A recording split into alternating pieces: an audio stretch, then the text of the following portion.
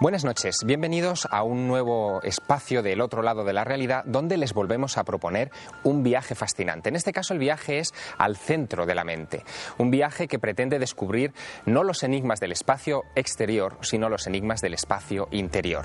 Hablaremos de la hipnosis, de un concepto que durante muchos años se ha asociado televisivamente a personas que pierden el control sobre sí mismos, a personas que en estado casi de somnolencia, de sueño, de hecho la palabra hipnosis viene del griego hipnos, sueño, son capaces de toda clase de proezas extraordinarias. Pero alejándonos del espectáculo, vamos a proponer una nueva visión de la hipnosis, algo que forma parte de la vida cotidiana, tanto que probablemente muchos de ustedes han estado hipnotizados en vida por cuestiones tan dispares como, por ejemplo, la pequeña pantalla, la televisión. La publicidad en televisión en muchas ocasiones está diseñada de manera deliberada para sugestionar, para hacerles entrar en un estado paralelo de conciencia, para invitarles al consumo o para invitarles a votar. De hecho, por ejemplo, en las elecciones norteamericanas recientes, la publicidad estaba precisamente diseñada de una forma en la que los colores, los sonidos, el ritmo, la cadencia de las palabras, la repetición, incitara a los votantes norteamericanos a votar en un sentido o en otro. Incluso cuando conducimos, cuando estamos en una carretera transcurriendo por altas horas de la madrugada por un camino o por una autopista, a veces también conducimos en un estado de semi-hipnosis. Nos fijamos solo en las líneas blancas que están sobre el asfalto y funcionamos de manera automática. La hipnosis, por lo tanto, es algo que nos rodea permanentemente.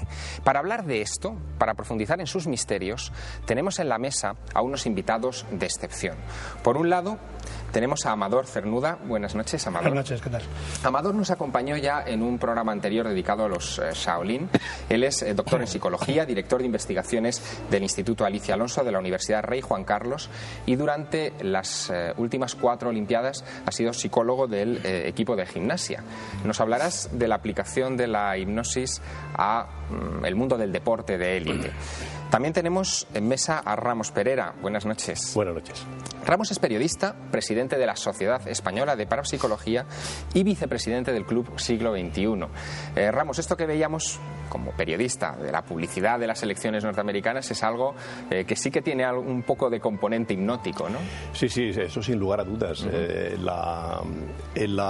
Lo que pasa es que ha habido un aprendizaje por parte del telespectador que ya no ocurre exactamente igual como ocurría antes. Es decir, que, por ejemplo, estas imágenes ya la gente se está acostumbrando a verlas. Es decir, que, por lo tanto, ya cada vez hay que ponerlos a mayor velocidad para que la gente no los capte conscientemente. Pero si una imagen impacta en nuestro cerebro y no es uno consciente de que la tiene, evidentemente puede estar condicionando su apetencia de saber, de conocer algo, o de beber, o de... sí. Pero, Amador, por ejemplo, se hablaba, la teoría es que si se coloca una imagen cada un 24avo de segundo, se puede, digamos, transmitir una información que el receptor no ve conscientemente, pero sí ve inconscientemente. Sí, bueno, la capacidad de percepción del ojo humano es impresionante. Y cómo eso llega al cerebro todavía es en muchos casos un misterio. Lo cierto es, en los trabajos que hemos hecho nosotros, a 4 milisegundos somos capaces de leer la página entera de un periódico y como en todo ese texto escrito existe una palabra que a ti emocionalmente te vincule, automáticamente das una señal registrable en un electroencefalograma o en cualquier unidad fisiológica. O sea que a esa velocidad captamos la información. Si esa información de alguna forma entra en algún tipo de necesidades propias, que es lo que utiliza la publicidad subliminal o este tipo de intervenciones, rápido salta un esquema en que se afecta la capacidad de la atención selectiva y el cerebro coge eso como un elemento muy importante. Y lo grave de esto, en algún sentido, es que esto sigue trabajando cuando perdemos conciencia, porque muchos de estos estímulos subliminales se quedan ahí archivados a nivel preconsciente y cuando pierdes conciencia, te echas una siesta, te duermes, pues se reactiva toda la información y obviamente produce un efecto en tus líneas de pensamiento que puede modificar una opinión o puede que compres un producto, que votes un partido político concreto. El cerebro es una extraordinaria esponja, además de un complejísimo ordenador, por poner un símil pobre, porque realmente un ordenador no llega a las capacidades de control que tiene el cerebro humano. Y para comprobar hasta qué punto el cerebro es una esponja, hasta qué punto somos sugestionables y cuáles son los límites que tiene nuestra percepción en un estado de conciencia especial como es el de la hipnosis, hemos invitado a nuestro plató a Ricard Bru. Buenas noches, Ricard. Buenas noches. Ricard, además de hipnólogo y diplomado en psicología clínica, es director del Instituto Flashback de Málaga. Dirigiste hace algún tiempo un programa de televisión, trabajaste en un programa de televisión llamado Flashback, precisamente, donde pasaron 400 personas a las que sometiste a hipnosis. Aquella experiencia fue extraordinaria, incluso para la televisión mundial, ¿no? Fue un poco de récord, porque había que contar que cada semana teníamos 6 personas en plató, donde se les hacía una regresión. Una regresión para intentar solucionar problemas, para investigar, para hablar de sucesos.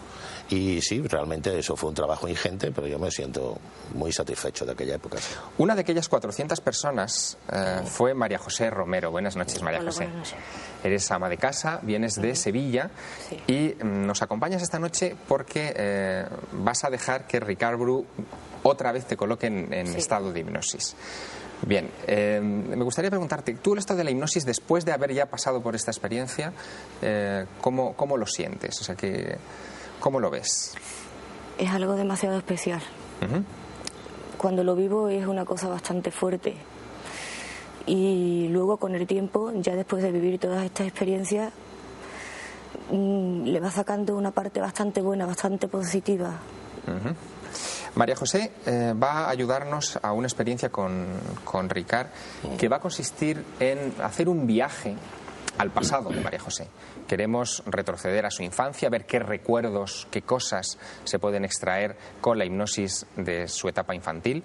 Vamos a intentar viajar incluso un poco más allá, al seno materno, y vamos a intentar incluso franquear esa barrera y llegar a lo que pueda haber antes del nacimiento. El viaje promete ser interesante. Ricard, me gustaría que acompañaras a María José al sillón que hemos preparado y que comenzaras a explicarnos, a la vez que estás induciéndola en estado de hipnosis, cómo es el proceso. Por favor. Vamos.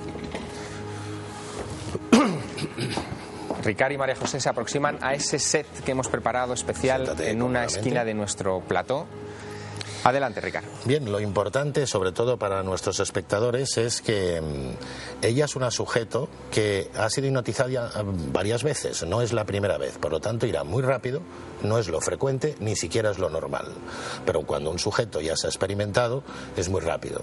Pero la base siempre es la relajación previa. Ella lo cogerá a gran velocidad, pero que no sentemos como precedente que la hipnosis se puede hacer así de rápido, sin preparación. Es justo lo contrario, con mucha preparación se puede hacer. Adelante. Bueno, cierra los ojos. Ahora, cuando yo cuente hasta 3, quiero que pienses que tu cuerpo va a sentirse muy relajado, muy distensionado, y tus brazos van a estar muy flojos. 1, 2, 3. Esa sensación irá aumentando sin esfuerzo. La frente, la cara, tu otro brazo, flojo, flojo. Tanto es así que muy pronto la sensación de descanso será intensísima, muy intensa. Piensa en tu brazo derecho, solo tu brazo derecho. Cuando cuente hasta 3, cierra muy lentamente la mano derecha. 1, 2, 3. Aprieta ligeramente. Más, más. Ahora vas a estirar este brazo completamente. Completamente. Bien. Quiero que pienses que este brazo ahora va a coger una gran rigidez, una rigidez absoluta, completamente rígido. 1, 2, 3. Tanto es así que es completamente imposible doblarlo. Y aumenta, tanto que es imposible doblarlo. Bien. Cuando cuente ahora hasta 3 otra vez, el brazo caerá muy pesado como un plomo y estarás en un nivel de absoluto descanso y sueño. 1, 2, 3. Bien, visto así puede ser fácil, pero insisto, que seguro que mis compañeros aquí en la mesa me lo corroborarán, que es trabajo, solo trabajo y técnica lo que se puede ejecutar para que la hipnosis sea rápida. A partir de este momento vamos a hacer este pequeño regreso a un pasado que está en su mente. Memoria, hechos y datos. Atenta. Cuando cuente hasta 3, quiero que pienses solo en lo que voy a decirte. 1, 2, 3. Ahora quiero que pienses en sucesos y situaciones de un pasado lejano, muy lejano. Atenta, atenta, tranquila. ¿Qué está ocurriendo, María José? ¿Qué ocurre? ¿Qué ocurre? ¿Qué ocurre? Dime. ¿Qué está pasando? No lo conozco. ¿A quién no conoces? Somos un niño. ¿Dónde estás? Dime dónde estás. En un patio. En el patio. ¿Cuántos años tienes, María José? Tranquila, tranquila. Tranquila. 5. 5 años. 5 años. ¿Y qué está pasando en el patio? Porque me están mirando los niños.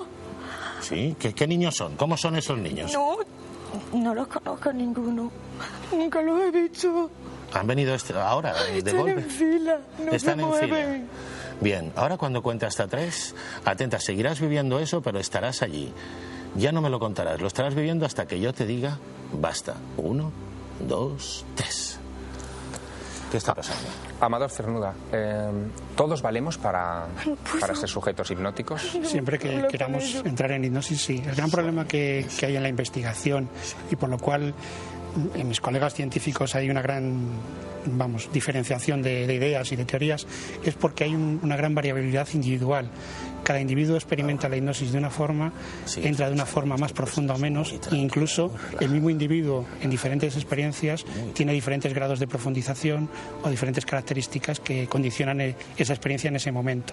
Con lo cual, todos somos hipnotizables siempre que queramos. Ahora, si nos resistimos, por supuesto que no te pueden obligar por técnicas correctas, éticamente hablando. Hay otras posibilidades. Ricard, María José se ha ido directamente a un episodio que parece que le asustaba, claro. 5 años. Los hechos traumáticos. ¿Qué hace que seleccione ese momento de su infancia y no otro más agradable, una fiesta de cumpleaños, por ejemplo? Desgraciadamente, los recuerdos que nos dejan más huella acostumbran a ser esos sucesos donde hemos sufrido, donde hemos tenido miedo, donde hemos pasado algo luctuoso. Esos quedan muy bien grabados. La felicidad también, pero ella, en ese caso, conozco que tiene ahí un aspecto traumático y, lógicamente, en el momento que le dices que recuerda algo del pasado, se va hacia una instancia donde eso se puede manifestar, porque lo que busca el cerebro es desahogarse, hacerla compulsa, sacar esa tensión. Por eso va a ese momento. ¿Podemos saber algo más de esa infancia en un instante? Claro. En esa pequeña disección estamos en 5 años. Atento, María José. Cuando cuente hasta 3 vuelves a vivir ese momento y me vas a contar todo lo que sucede. Vuelves a tus 5 años, y vuelves a sentirlo. 1, 2, 3. Cuéntame. No me habla. ¿Quién no te habla? Unos niños. Son niños, no hay niña. No hay ninguna niña. Atenta, ahora vas a irte al día anterior de ese suceso. Un día antes. Y quiero que me cuentes qué pasa. Tienes 5 años y vas a contarme lo que recuerdas. 1, 2, 3. Me voy a tomar la leche. ¿Te vas a tomar la leche? ¿Cómo vas vestida, María José? ¿Cómo vas vestida? Tengo un babi. Un babi. Tengo un babi. Tiene 2 bolsillos. Es celeste y blanco. Tiene unos cuellos. ¿Quién hay contigo? La hermana Teresa. La hermana Teresa. ¿La hermana Teresa te quiere? Siempre. ¿Sí? Ahora quiero que hables con ella en un momento que recuerdas, pero vas a hablar exactamente como lo hacías con ella en ese momento, porque vas a vivirlo con gran intensidad. 1, 2, 3. Hermana mía, no me ringa usted si no soy mala. Es que no sé lo que me pasa. Usted dice que estoy nerviosa, pero no sé lo que me pasa. ¿Y qué te dice ella? ¿Qué te dice? Que por qué no me quedo quieta, que por qué bajo tanto. Sueño. María José va a continuar viajando durante los minutos que nos van a separar durante la pausa publicitaria.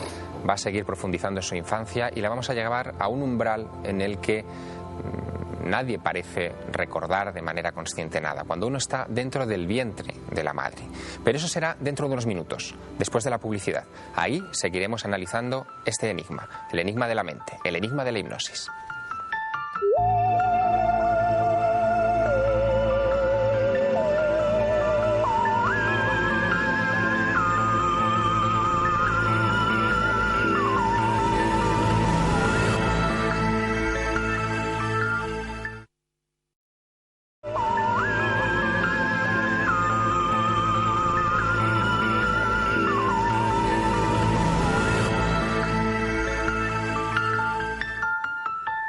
Proseguimos nuestro viaje en el interior de la mente de María José Romero, una ama de casa sevillana que se ha puesto en manos de Ricard Bru, que desde hace unos minutos está llevándola de viaje a su infancia. Ahora queremos, Ricard, hola, buenas noches otra vez. Hola. Queremos, Ricard, que conduzcas a María José un poco antes de esos 5 años que antes nos estaba describiendo con esa, con esa forma tan viva, ¿no? De esa forma tan viva. Ha ido a buscar su recuerdo traumático, pero vamos a ponerla en otra edad.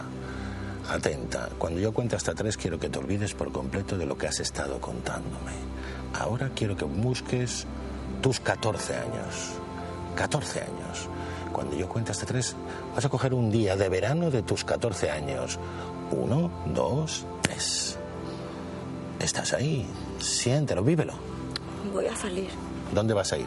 Con mis amigas. ¿Y dónde vais? A dar una vuelta. Ahora, cuando yo vuelva a contar hasta 3, no me lo cuentes. Lo estás viviendo, lo estás sintiendo y así me lo vas a narrar. 1, 2, 3. Tranquila. Sin levantarse. Cuéntame. Habla. Hola. ¿Con quién estás hablando? ¿Con quién? Estoy hablando con un hombre que hay en la puerta del hospital, de un hospitalito. ¿Y qué haces en el hospital? Ahí voy a ver los enfermos que hay una niña y la han abandonado. Alto. Ahora quiero que hagas lo que voy a decirte. Estás viendo a esa niña y hablas con ella recordando exactamente lo que dijiste e hiciste. ¡Ya! Hola, Manoli. He venido a verte. No me he olvidado. Es como no me olvido de ti. Dame un besito. Ay, tú no te puedes levantar, pero yo vengo a verte. Atenta, sueña. ¿Quién es esa niña? ¿Quién es? La abandonaron. La abandonaron. ¿Y por qué vas a verla? ¿Por qué? No lo sé. No lo conozco. Sueña. Ricard, mientras la guías, no a los 14 años, sino hacia atrás, en el tiempo, aproxímala a su más tierna infancia y después hasta el seno materno. Mientras la guías a eso, déjame que hable con nuestros invitados y les pregunto una cosa.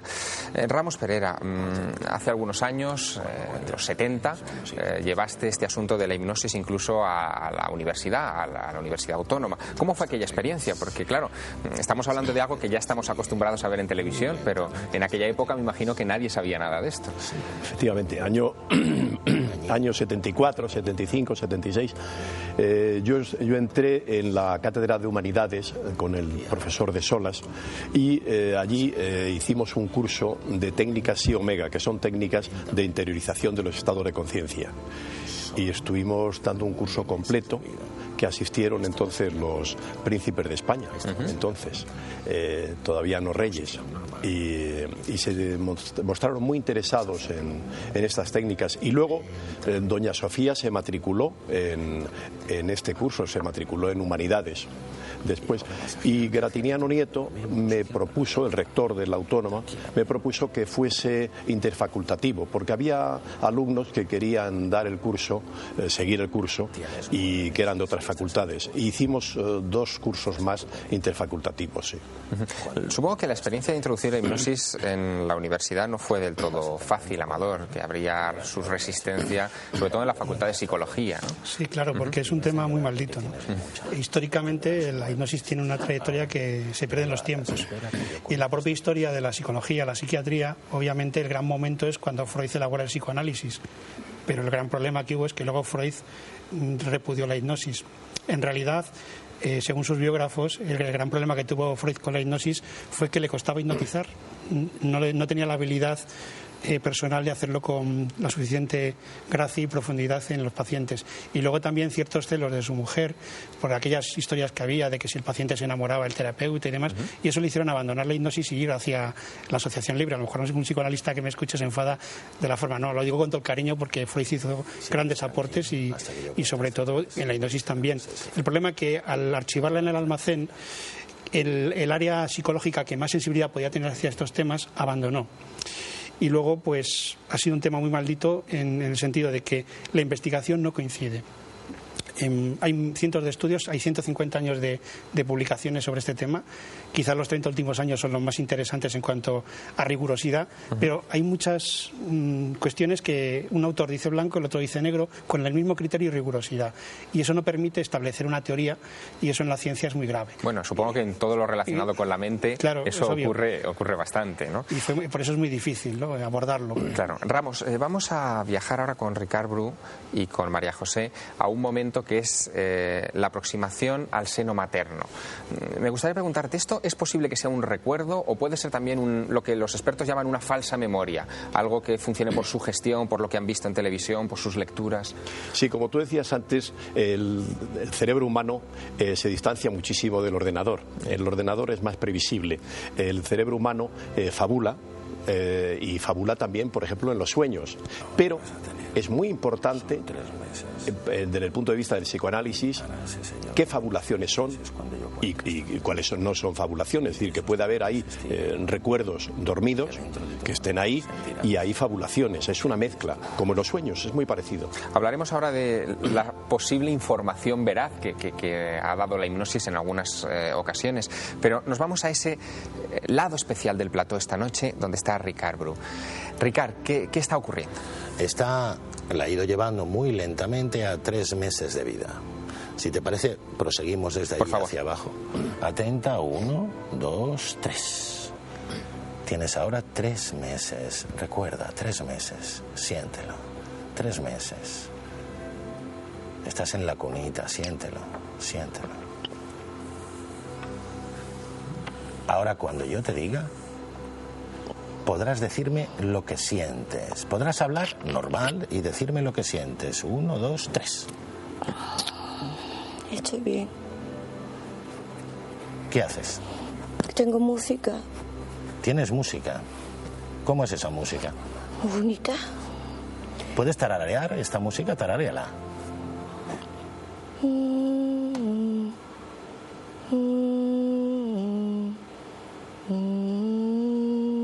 Bien, ¿y esa música sale de algún aparato? No.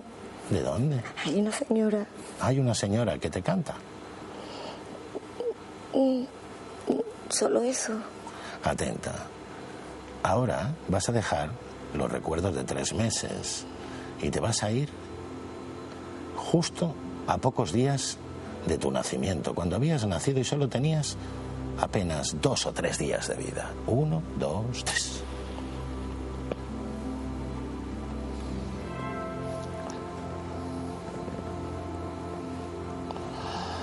Ahora, ¿qué sientes? Háblame y dime lo que sientes. No estoy a gusto. ¿No estás a gusto? ¿Por qué no estás a gusto? Que no quiero que me saquen a la calle.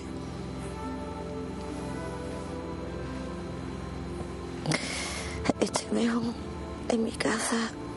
Atenta. 2 días. 1 día.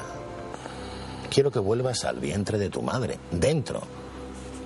Cuando yo cuente hasta 3 estarás dentro del vientre de tu madre. Aún no habrás nacido. 1, 2, 3. Estás dentro. ¿Estás ahí? Dentro. Muy bien. Dentro. Manténla ahí, Ricard, manténla unos instantes y después iremos a un momento anterior a ese punto en el que ahora te encuentras. Porque quizá ustedes se estén preguntando a estas alturas si esto que está haciendo Ricard Bru, de ir adelante y atrás en el tiempo, puede ser bueno para la salud, si esto de la hipnosis puede tener algún efecto colateral, algún efecto secundario. Hemos querido informarnos de esto y hemos acudido a un compañero de esta cadena, al doctor José Miguel Gaona. Él presenta, como ustedes saben, el espacio Desde Dentro en esta serie de programas de Madrid no duerme, y a él le hemos preguntado por esos efectos secundarios, si puede haber algo en la hipnosis que sea pernicioso para la salud, y esto es lo que nos respondía. Es de muchos creído que la hipnosis puede tener una serie de efectos secundarios o extraños, incluso peligrosos, en aquellas personas pues que reciben este tipo de terapia. Pero en absoluto, no hay que olvidar que es un proceso de autosugestión. Por tanto, los límites, aunque parezca mentira, no los pone el terapeuta, no los pone el hipnotizador, sino que nos pone la propia persona que está siendo hipnotizada. Por tanto, nunca va a hacer algo que vaya contra su propia moral, contra su propia credibilidad o más allá de los límites que de una manera natural todos tenemos. proponemos. Eso nos lleva a ese punto especial de las hipnosis que ustedes han visto frecuentemente en televisión, donde se ve a personas haciendo cosas que presumiblemente nunca harían en un estado de vigilia, actitudes ridículas, quedarse desnudos o cosas por el estilo. Eso, como nos decía el doctor Gaona, sucede en personas que ya antes de someterse a la hipnosis pues tienen una tendencia a hacer este tipo de cosas. Pero hay un apartado de la hipnosis que es realmente sorprendente. Hemos sabido que durante, por ejemplo, las 2 últimas guerras mundiales, cuando faltaba anestesia en los frentes de batalla, se utilizaba la hipnosis como sustitutivo. Incluso sabemos que ya en el siglo XIX se utilizaba la hipnosis para arrancar muelas, es decir, para que no le doliera al paciente. El doctor Gaona nos habla de esto. La hipnosis se ha utilizado con bastante éxito en, por ejemplo, en operaciones, por supuesto, como un método anestésico, desde aquellas más menores, a algunas otras que entrañan ya cierta complejidad y riesgo. Entre las menores y de diario se podrían citar perfectamente, por ejemplo, las de tipo odontológico, para extraer piezas dentarias, incluso para otro tipo también de acciones que los dentistas, por supuesto, ejercen.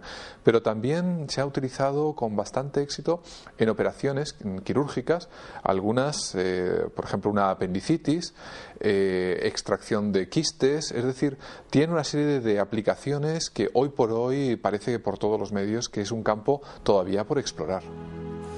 Y ya que estamos esta noche en el otro lado de la realidad poniendo en marcha una regresión hipnótica, le preguntábamos por la fiabilidad de la información que se recibe o se puede recoger a través de las regresiones hipnóticas.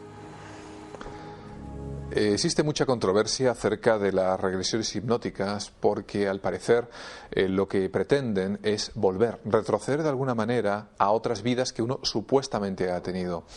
En mi experiencia personal no deja de sorprenderme que la mayor parte de las personas que sufren ciertas regresiones siempre escogen, por así decirlo, ser los personajes o los protagonistas de historias muy interesantes en el Antiguo Egipto, en Roma o bien en épocas del Renacimiento en los que la verdad parece más propio de una película o el argumento de un buen guión de cine. Respecto a los falsos recuerdos, es una figura cierta, existe. Existe además en muchísimos campos. Existe en el campo, por ejemplo, de los abusos sexuales o de otro tipo de acontecimientos que muchas veces solo han ocurrido en la mente de las personas. Pero lo interesante respecto a esto es que aquellos que tienen estos falsos recuerdos los viven realmente como si fuesen parte de su vida. Por lo tanto, no distinguen hasta qué punto son falsos y hasta qué punto son no ciertos. Por lo tanto, provocan grandes conflictos, por ejemplo, desde el punto de vista legal, a la hora de poder valorar ciertas situaciones. La ciencia, la psicobiología, ha adelantado bastante en los últimos 2 o 3 años, y de hecho hay un número de experimentos, especialmente con la tomografía de emisión de positrones, que es una técnica analítica por el que se puede ver la actividad cerebral, porque se ha visto algo muy curioso. Los falsos recuerdos se producen en un área del cerebro totalmente distinta a los recuerdos verdaderos. Por lo tanto, creemos que en un futuro muy próximo se podrá dilucidar con mucha efectividad cuáles son verdaderos y cuáles son falsos. No le podemos hacer una tomografía a María José en estos momentos. Cuando avance un poco más la tecnología lo intentaremos, pero vamos a ver si este recuerdo que nos va a ofrecer ahora nos arroja alguna luz sobre algún aspecto, de su vida o hipotética vida anterior, porque eso es lo que vamos a intentar, Ricard. Hemos llegado ya a ese momento anterior al nacimiento y sí, le vas a conducir a un estado de tiempo anterior. Sí, en la vida fetal, ¿alguna cosa o prosigo? Yo creo que vamos a proseguir, vamos a ir hacia atrás en el tiempo. Atenta, ahora vas a disminuir más tiempo. En vez de tener cerca de tus 9 meses de vida, ahora vas a estar dentro del vientre de tu madre, pero vas a ser muy pequeñita, tan pequeñita que flotarás. Notarás esa sensación de flotar en todo tu cuerpo. Atenta. Solo 3 meses de vida, 3 meses, 3, y disminuyendo ese tiempo, disminuyendo, 2 meses, te vas haciendo muy pequeñita, 1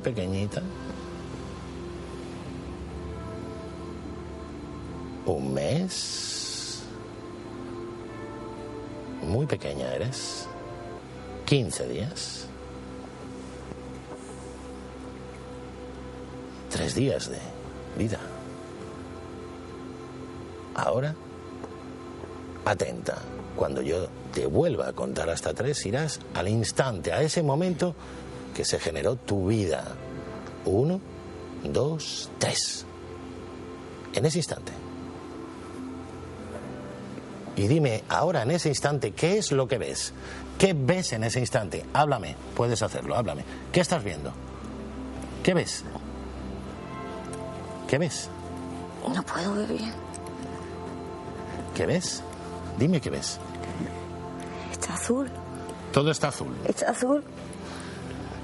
Ahora, un poco más atrás, antes de ese momento, antes, ves hacia otro plano, hacia donde te lleve tu recuerdo, hacia atrás. Ahora, y cuéntame todo lo que ves, todo, todo. Hay tierra. Hay tierra. ¿Y qué estás viendo? Dime lo que estás viendo, cuéntame lo que ves. Vamos caminando. Caminando. ¿Quiénes vais caminando? Va una mujer. Sí. Tiene un cántaro.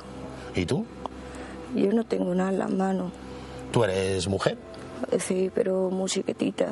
¿Qué edad tienes? 3 años. ¿Y dónde estás? ¿En qué sitio estás? ¿En dónde? Muy lejos. Es de día, hay un mercado y tengo una ropa más fea. ¿Cómo es esa ropa? Y parece saco. Parece un saco, no tiene saco? ni forma. Sí. Ahora dejas de verlo y lo vives con una intensidad total, porque estás ahí, porque vuelves a vivirlo con total intensidad, ese recuerdo. Ahora. Vámonos, vámonos. Vámonos para casa, yo no quiero comprar nada. Vamos, vamos, vámonos. ¿Qué hay a tu alrededor? ¿Qué ves? Y están vendiendo cosas y gritan la gente, gritan, ¿Qué gritan? mucho. ¿Qué gritan? Hay un hombre que está corriendo. ¿Por y van qué? detrás de él como unos soldados. Hay unos soldados que van Sí, detrás de ese hombre. Sí. Y las calles son estrechas, son antiguas. Ahora vas a guardar ese recuerdo, sueño. Ha hecho uno de los típicos pasos después del feto, se ha instaurado en una historia que podríamos, a partir de ahí, el tipo de preguntas, cómo le pregunte y hacia dónde la lleve, pues nos irá enriqueciendo. Ahora te pediré, Ricard, que tratemos de averiguar algo más de la época en concreto en la que se están situando esos hechos, pero antes quería preguntarle a Ramos, vosotros hicisteis en su momento algunas experiencias y descubristeis que podíais sugestionar a una persona para casi incorporarse en cualquier individuo histórico, ¿no? Y sacar información de él. ¿Cómo fue esto? Efectivamente, aplicando las técnicas Psi Omega, llegamos al principio, parecía que, como en este caso, el sujeto iba sintonizando, yo lo llamo sintonización psíquica, iba sintonizando a voluntad del propio sujeto y por lo tanto parecía que estábamos en la vía de la reencarnación, porque era una cosa muy parecida a la reencarnación. Hasta que descubrimos que se puede forzar a voluntad un personaje u otro. Es decir, nosotros elegimos una lista de 2000 personajes históricos y lo hacíamos por sorteo y lográbamos que el sujeto sintonizase con uno u otro.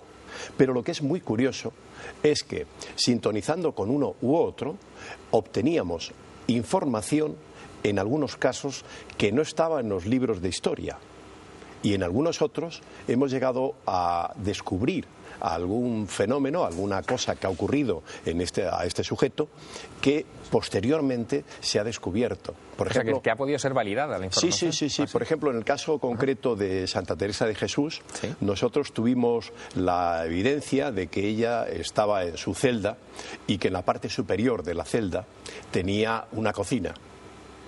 Y nosotros fuimos allí al monasterio y nos dijeron que no, que nos enseñaron la celda, que no había ninguna cocina. Volvimos al cabo de unos cuantos años y unas obras posteriores descubrieron que en la parte superior de la celda sí había una cocina. Y eso fue a través de la sintonización psíquica. Por lo tanto, parece como si el sujeto entrase en una zona que llamaba Taylor Sardén, en la nosfera, o el inconsciente colectivo que llamaba Jung, o la cinta ascásica que llaman los ocultistas, pero parece como si hubiese una zona donde ciertos dotados, ciertos sujetos, en determinadas actitudes, en determinados momentos, son capaces de drenar esa información y obtener datos que no están al alcance de los demás. La hipnosis, en cualquier caso, es un mundo muy poliédrico, una disciplina muy poliédrica. Se puede utilizar para muchas cosas. Decíamos antes que se podía utilizar incluso como sustitutivo de la anestesia, y aún se aplica en nuestros días. Pero también se ha utilizado para el entrenamiento de deportistas de élite. Esto puede resultar chocante, pero, por ejemplo, en 1975, Arthur Ashe, en un combate de tenis contra Jimmy Connors, reconoció que él se entrenaba utilizando la técnica de hipnosis, y algunos atletas olímpicos franceses, pero también españoles, han utilizado este tipo de técnicas. Amador Cernuda ha utilizado estas técnicas. Me gustaría que nos explicaras un poco cómo se aplica la hipnosis, o esa parte de la hipnosis, en el entrenamiento de atletas. Sí, en el entrenamiento de atletas la hipnosis la utilizamos en dos vertientes. Como tal hipnosis, que ya es un elemento que favorece el equilibrio, la concentración y demás, simplemente por hacer hipnosis, y luego como herramienta para potenciar otros elementos. De todas maneras, hay muchas cosas que hay que aclarar, porque incluso muchos técnicos consideran que la hipnosis es doping. Pero no es doping, por un simple motivo, porque nadie va a participar en una competición hipnotizado, que es algo que no hay que olvidar. Cuando se habla de entrenamiento hipnótico con atletas, no se hipnotiza a los atletas para la competición, porque además una de las características de la competición, de la hipnosis, es que se reduce el nivel motor, con lo cual un atleta hipnotizado no tendría capacidad de ejecución adecuada, y menos en un deporte profesional o de élite. ¿Y cuándo se utiliza entonces? La hipnosis se utiliza durante todo el proceso de entrenamiento, porque es una disciplina como puede ser la física, y durante ese proceso de entrenamiento se van elaborando habilidades y desarrollándolas. La hipnosis te permite superar muchos temas personales, te incrementa la autoestima, te incrementa la concentración, la motivación, sirve para potenciar las técnicas de visualización, mejorar técnicas. Por ejemplo, en un tenista, un tema que tienen todos los técnicos que cuesta mucho, el tenis está súper estudiado científicamente, y muchas veces se sabe que un tenista falla porque la empuñadura es incorrecta. En vez de ponerle la mano así, hay que girarla un poquito para acá. Pero claro, como el individuo lleva años trabajando así, hacer este cambio es muy difícil. Entonces cogemos con la hipnosis, potenciamos un sistema de visualización para modificar esta posición, y de esa forma lo que a nivel normal cuesta muchísimo se reduce en una mitad de tiempo y se puede el individuo alcanzar una perfección técnica. Luego es muy importante la aplicación también para estudiar y predecir incluso el propio deporte, que ahí entramos en técnicas parecidas a lo que está haciendo Ricard, que es de tipo regresivo o progresivo en el tiempo. Igual que estamos regresando en el tiempo, podemos progresar. Y muchas veces podemos hacer un test previo de lo que un individuo puede sentir, padecer o cómo está de seguro ante una competición futura, haciendo una progresión en el tiempo. Imaginariamente la mente tiene esa capacidad. Entonces en hipnosis hacer la progresión y dice, ya estamos en la Olimpiada.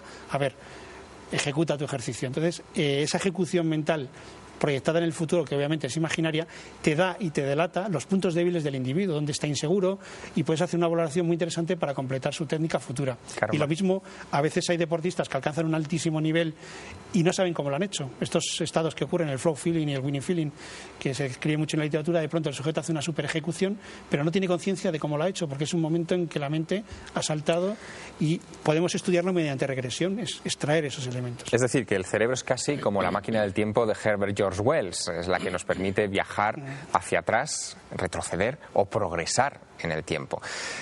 Habíamos dejado a María José en un estado pre-nacimiento, en una época prenatal, en una época que nos gustaría poder situar.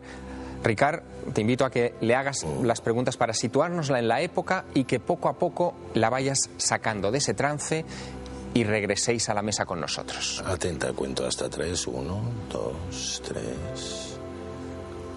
Intenta buscar en tu mente en qué época estás, qué año es. Atenta. ¿Qué año es? 800 y algo. Búscalo exactamente. 839.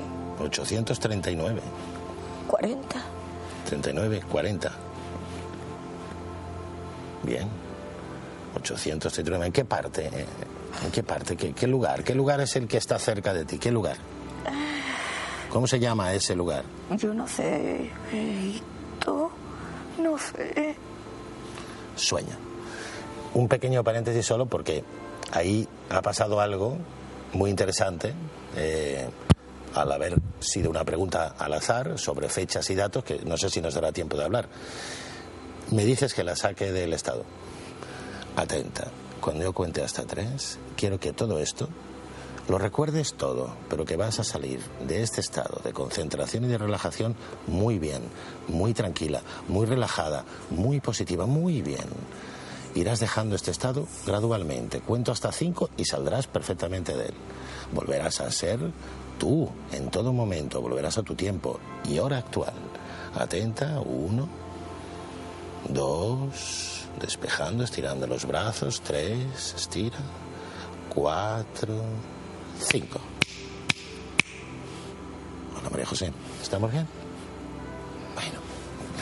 Mientras os acercáis a la mesa, Ricard y María José, yo quería introduciros a otra persona que hemos consultado a la hora de elaborar este programa. Él ya es conocido de todos ustedes, es Ramiro Calle, profesor de yoga, fundador del Centro Sadhak, autor de un reciente libro que se titulaba Yoga para Todos, y le hemos preguntado si los estados de meditación, algunos estados yógicos, tienen algo que ver con la hipnosis o no, que es algo que en algunos ambientes siempre se ha preguntado. Ramiro, como siempre, atento, ha respondido a nuestros requerimientos. Tienen muy pocos puntos en común. Ya los textos más antiguos, el Mahabharata, los Upanishad, hacían una diferenciación muy clara entre lo que es el estado de sugestibilidad de la hipnosis y lo que son los estados de trance místico del yoga. Lo que sí podemos decir es que en la hipnosis se utilizan a veces técnicas como la relajación y la concentración, pero la hipnosis sigue un camino totalmente diferente a lo que son las técnicas de superación de la consciencia ordinaria del yoga. Aclarada esta duda, es obligatorio darle la bienvenida a la mesa a María José. Hola. Hola. ¿Qué tal? ¿Cómo te encuentras? Bien. Bien. ¿Recuerdas algo de lo que ha pasado durante todo ese trance? Sí. Sí. Lo que mejor recuerdo es un traje que parecía un saco. Como un que saco. tenía puesto como un saco. Y luego habían unas calles donde vendían, y sí recuerdo que vendían como unas especias, pero redondas. Y unos puestos, era muy pobre, era mucha miseria. La gente descalza, yo también iba descalza, tenía como algo atado, un cinturón que me ataba el mismo saco, no llevaba manga, no estaba ni pelada ni corta, o sea, el pelo me crecía según podía. Y habías dicho también que estabas en 1839, sí. más. Eso yo más después sí que estaré una indicación del Perfecto. Y también has estado en el seno materno, es decir, Ricard te ha llevado al seno materno. ¿Recuerdas también esa parte? Sí. Ha tenido una orden, perdón, Javier, de que lo recordara todo, porque me imaginaba que le ibas a preguntar, pues activar al máximo la memoria, no dejarla en ningún nivel de aturdimiento, o sea que por eso lo va a recordar todo. ¿Qué querías decirnos de esto de la fecha, Ricard? Sí, porque mis estudios, hombre, que no es que sean de los más elevados, pero sí desde luego han sido constantes, dicen que cuando se preguntan fechas y datos a los sujetos en estado de viaje, para mí esto es el viaje exploratorio de investigación, normalmente si no están asociados a algo que tenga que ver con la cronología, dan una cronología muy arbitraria. Es decir, si es un sujeto que es escribiente de un banco de hace 200 años, muy fácilmente te dará una fecha y unos datos. Pero si es un entorno rural, como parece que ha ido María José, el forzar la fecha no es más que un dato aleatorio, que seguramente tendrá poca importancia. Lo que tendrá importancia es lo que cuenta, pero no los datos específicos. Entramos ya en el capítulo de conclusiones, en los instantes finales del programa. Amador Cernuda, nos has ilustrado sobre toda esa aplicación de la hipnosis al mundo del deporte, pero supongo que tendrá aplicaciones también incluso en el terreno creativo, ¿no? Sí, por supuesto. De hecho, hay muchos artistas que utilizan la hipnosis para buscar inspiración. En Estados Unidos había un caso muy claro, que era una escritora, ahora no me acuerdo bien el nombre, que ella, cuando tenía las mejores inspiraciones, era en el momento de la menstruación, y la hipnosis puede alargar la menstruación, acortarla, provocar en el momento dado o pararla. Y precisamente esta mujer iba al psicólogo para que le alargara la menstruación al máximo, porque es cuando sacaba las mejores ideas para sus escrituras. Eso ya, hasta control físico del cuerpo. Y luego hay muchas experiencias de pintores o bailarines también para la coreografía que tienen un interés a este nivel. Ramos Pereira, presidente de la Sociedad Española de Parapsicología. ¿En hipnosis es más fácil, digamos, fortalecer facultades como la telepatía u otras facultades paranormales o no? Pues es posible, porque en la hipnosis se dispara un mecanismo que en el caso concreto del ser humano no se conoce muy bien cómo se dispara, que en los ratones sí se sabe exactamente, que es la producción de endorfinas, que es una droga muy potente. Bueno, alguna de ellas es 50 veces superior a la morfina, y por lo tanto puede producir, bueno, desde curaciones, alucinaciones, muchísimas cosas que, por ejemplo, pueden explicar por qué la gente se cura sin medicinas, por ejemplo, ¿no? Alguna persona en un momento determinado se le da un fármaco diciendo que tiene un principio activo y luego no tiene nada y se cura como si lo hubiese tomado. Por lo tanto, sí, efectivamente. Ya ven, la mente es una caja de sorpresas que habrá que ir abriendo con cuidado y explorando poco a poco. Ricard y María José, muchísimas gracias por haber estado con nosotros. Nos ha dado una idea, Amador, por cierto, Ricard, que es la de poder hacer progresiones con la hipnosis, que en algún momento creo que tocaremos en este programa. Quedáis emplazados. Muy bien. Y entramos en esos